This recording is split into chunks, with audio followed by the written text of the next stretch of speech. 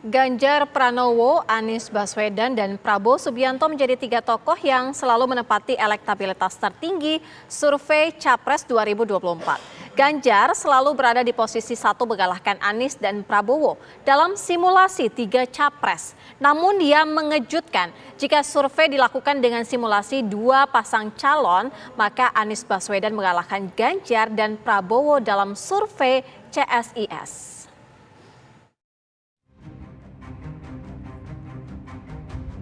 Di tengah dukungan dan deklarasi terhadap sejumlah tokoh calon presiden 2024 mendatang, lembaga survei memotret sudah ada 3 nama yang selalu menempati elektabilitas tertinggi. Ganjar Pranowo, Gubernur Jawa Tengah yang mendapat dukungan dari sejumlah relawan masih menempati posisi tertinggi dalam lembaga survei.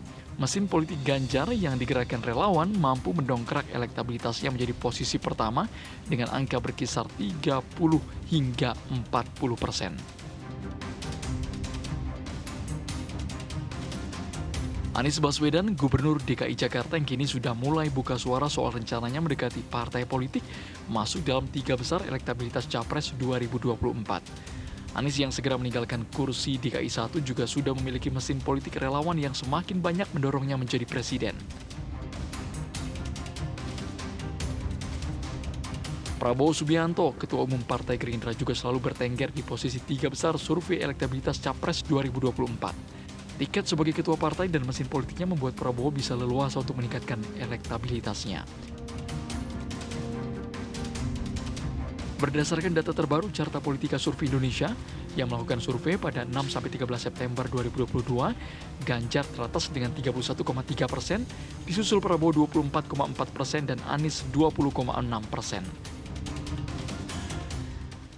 Masih dengan pola yang sama, Mas Ganjar ada di angka 37,5%. Mas Anies Baswedan, Pak Prabowo di peringkat kedua dengan 30,5%, jadi 2 nama ini sudah masuk di angka 30-an%, dan ketiga ada Mas Anies Baswedan di angka 25,2%. Ketika berbicara Ganjar Pranowo, tingkat elektabilitasnya di atas 30%, jauh di atas tingkat elektabilitas dari PDI Perjuangan. Artinya, Ganjar berpotensi menjadi dongkrak dan magnet elektoral dari PDI Perjuangan ketika 2 variabel, orang dengan survei tertinggi dan partai dengan survei tertinggi ini kemudian menjadi satu variabel. Sementara itu, survei dari Center for Strategic and International Studies (CSIS) juga mencatat hal yang sama. Gubernur Jawa Tengah Ganjar Pranowo mendominasi sejumlah elektabilitas capres. Namun yang mengejutkan, jika survei dilakukan dengan simulasi 2 pasang calon, Anies Baswedan mengalahkan Ganjar dan Prabowo dalam duel head-to-head.